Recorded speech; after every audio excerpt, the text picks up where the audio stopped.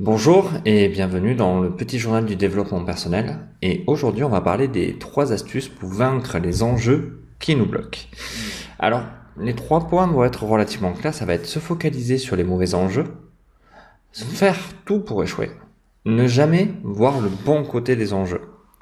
Alors, je vais m'expliquer. Alors, relativement, on a tendance naturellement des fois à se dire que les enjeux sont pas bons et de faire en sorte que ces enjeux soient des mauvais enjeux. Et finalement, on n'aborde pas le problème en fait ou l'épreuve qui nous arrive dans la vie ou au niveau du travail d'une manière relativement positive. On préfère considérer automatiquement que c'est un mauvais enjeu.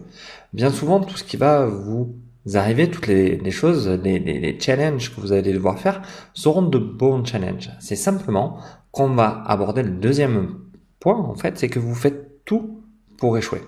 Pourquoi? Parce que finalement, notre mental est programmé pour voir les obstacles, c'est-à-dire qu'il va nous empêcher d'aller au-delà de nos capacités et au-delà de ce qu'on peut faire, la fameuse zone de confort. Et on va avoir tendance à se noyer dans cette zone. Donc on va mettre, par exemple, si vous devez monter votre entreprise, vous allez voir de suite les obstacles au lieu de voir les choses positives de la création de votre entreprise.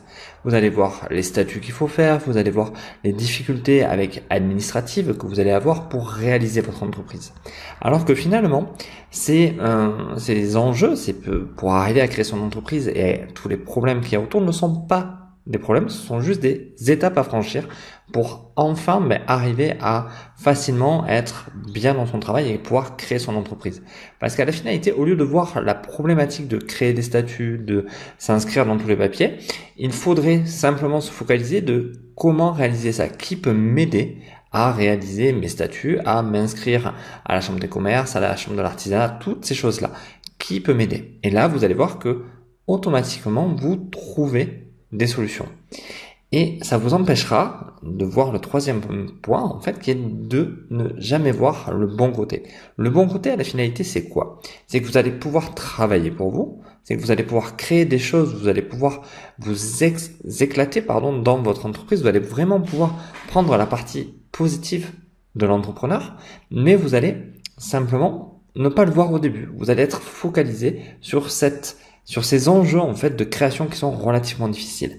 Alors je vais vous demander toujours de faire un petit exercice quand vous êtes face à des enjeux. Alors là j'ai pris l'enjeu de la création, mais ça peut être d'autres enjeux. Alors on va quand même rester focus sur la création. C'est ok, mon enjeu aujourd'hui c'est de créer mon entreprise. Qu'est-ce que je dois faire? Quels sont les points qui sont difficiles? En fait, ce qu'on va appeler les mauvais côtés de la création. Je dois réaliser des statuts, savoir quel statut prendre et savoir monter mon entreprise. Tout ça, au lieu d'en voir que les difficultés, oh là là, il va falloir aller à droite, à gauche, on va se poser des questions, il va falloir se poser la question de qui peut nous aider. Et là, vous allez vous dire, tiens, un comptable, un avocat peut m'aider. Et là, automatiquement, vous allez voir le bon côté des choses et vous allez pouvoir vous dire, ok, ça, je vais le travailler, je vais le déléguer à telle ou telle personne et ça sera facile. Après, vous allez pouvoir vous consacrer sur le bon côté, sur qu'est-ce qui va faire fonctionner votre entreprise et comment vous allez pouvoir avancer dans votre entreprise. Parce que finalement, les enjeux au quotidien, on en a tous les jours. Et c'est simplement la taille que l'on a par rapport aux enjeux. Si par exemple, vous avez un enjeu de taille 5 et que vous êtes de taille 2, vous allez vous dire, oui, c'est un enjeu vraiment irréalisable, ça va être très difficile et trop compliqué. Mais si, petit à petit, vous franchissez les étapes et vous franchissez les enjeux que vous mettez, vous allez devenir une personne, par exemple, de niveau 8. Et quand vous allez vous retrouver face à un problème de niveau 5, finalement, vous serez plus grand que vos problèmes, que vos enjeux, et vous n'aurez plus de crainte et vous pourrez facilement passer à l'action.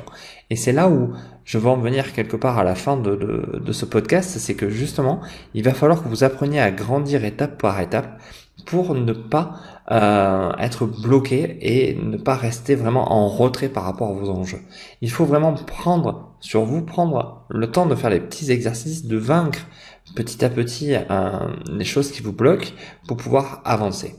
Alors mes 3 astuces pour résumer pour vaincre les enjeux qui vous bloquent, c'est d'être focus en fait sur comment solutionner un problème avec quelqu'un qui peut vous aider. Comment faire en fait pour que tout fonctionne facilement et le dernier point, de voir le bon côté une fois que cet enjeu sera passé et comment il aura pu vous permettre de grandir. Sur ce, j'espère que les 3 astuces pour vaincre les enjeux qui vous bloquent vous apportera beaucoup d'aide. Moi, en tout cas, dans le petit journal du développement personnel, je suis là pour vous aider. Alors, n'hésitez pas dans les commentaires à me dire ce que vous souhaitez, à me poser vos questions, à me dire vraiment ce que vous avez pensé de ce podcast. Regardez autour de vous, il y a certainement une surprise que je vous ai préparée. Et sur ce, je vous dis à bientôt. Merci, au revoir.